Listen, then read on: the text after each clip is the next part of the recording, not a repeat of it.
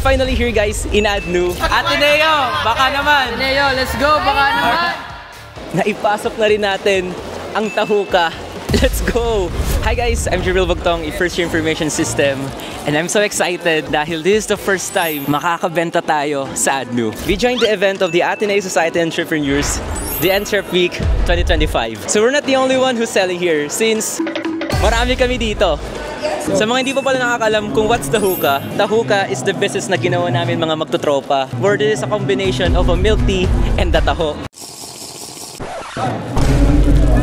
I know it's weird, pero mas malasaan nyo, ang sarap. But we already learned from our mistakes nung pagbenta namin sa UNC. So therefore, di na namin tinipid yung mga supplies. Madami na agad ang mga pumila at nag-try ng ating Tahuka. But, napagsabihan tayo. Di ba nag-message na tayo? Bawal yung plastic. Bawal na pala ang plastic dito. Unfortunately, kailangan namin mag-cut off since bawal ang plastic daw. It's my fault kasi di ko talaga nakita yung message. So therefore, naghanap agad kami ng paper cups.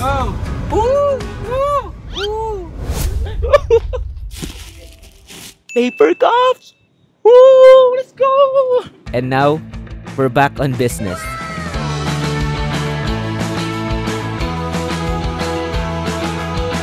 Anong flavor bang itatry mo ulit ngayon? Cookies and cream as always. Cookies and cream. Bakit cookies and cream? Just favorite one. Yeah. Cookies and cream as always. Hindi ka naman nag-cutting class, no?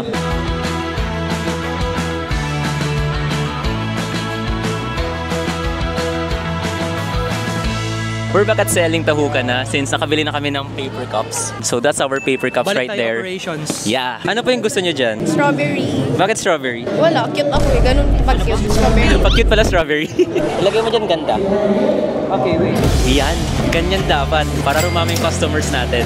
I'm with my seniors. How was Tahuka po? Masarap. Mas masarap siya compared sa last time. Solid. Ang sarap! Woo! Yan ang gusto ko! Yes, sobra. It's so good. Sure ka po? Oo nga. It actually tastes really good. I wasn't too sure what to expect out of it, but it actually exceeded my expectations. I really like it. Thank you so much, bro. Nanosplid ako dun, ha? So guys, grabe na ulit yung pila. Dami mga senior school na bumibili since kakatapos lang ng klase nila. Thank you so much. I'm with Xavier, grade 12 student. So, how was Tahuka? Very good, very unique yung concept nyo. Masarap siya actually. Taro yung kinuha ko kasi yun ang favorite flavor ko. Noon, akala ko medyo weird yung combination, pero nung tinasting ko siya, di naman. Very good combination pala. Masarap talaga yung Tahuka. I promise you guys, maraming babalik.